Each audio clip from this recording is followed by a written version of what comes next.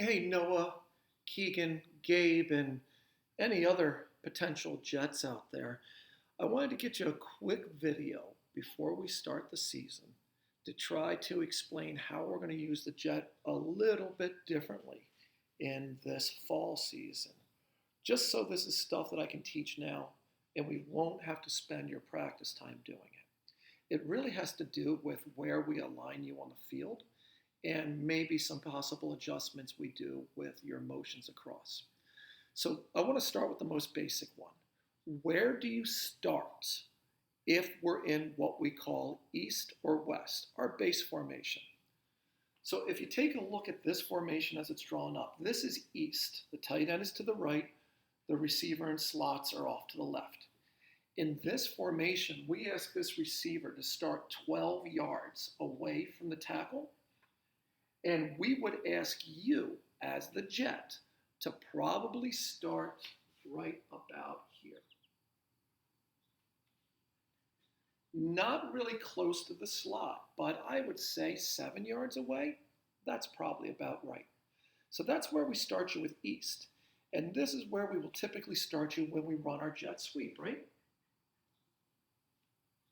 Okay. There's some other changes we want to make. We want to throw a formation that's called east wing.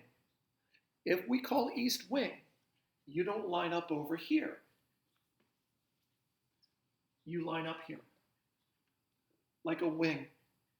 Now, we fooled around with that in the spring. That shouldn't be hard at all. Remember, the only difference on the jet with that is that you would leave on the snap of the ball rather than early. So that's wing. Let me write some of these up here. We've got east wing, and another one that we're going to call east smoke.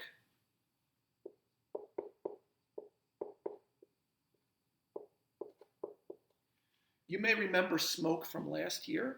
Smoke is where we take that jet and we move the slot up a bit and we put the jet right in that group of three. Sometimes this is called a diamond formation, but what we have you do here in this group is we have you take one step forward, come back for a hitch. This is our RPO we like to fool around with a little bit. You might remember this is where Brady Smith got all of those crazy right to left yards against John Taylor. You might also remember who ran this for a touchdown. Ethan Vassis against John Taylor. So that's where you line up if we're in smoke. And what that means is in smoke, you're a receiver. You're a receiver running an easy hitch.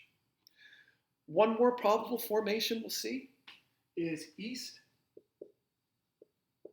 over. If we call east over, you don't line up here. You line up over on the other side, right about here. We like to do this with green. And when we motion you across, we might not have you run a jet. We might have you do what's called orbit, which means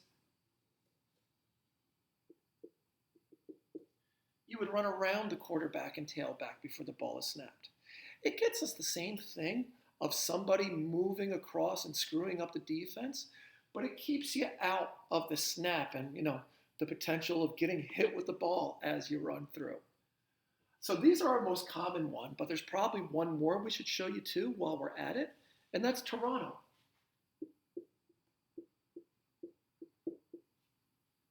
And if you remember, this is what we do to set up our wedge play. Quarterback comes under center. Tailback goes there. Wing goes there. We move the offensive tackle over to here. So now we have an unbalanced line. Look at how many guys we have here. And as the jet, you move in there like an offensive tackle. Now, we do like to do this and have a wedge play off of it. Can't wait for Keegan Kane's mighty 125-pound body to be in on this wedge. But we also have a play off of this, where we will fake the wedge, fake that option, and throw a pop pass to you. Okay, so if you take a look, these are the formations where you're going to have to move around. East, east wing, east smoke, east over, Toronto. It's really not that hard to understand if you know what these terms all mean. It does mean that if you're the Jet, you're going to do a lot of running around. So you need to be in good shape and you have to be fast. All right, guys, I'll see you later.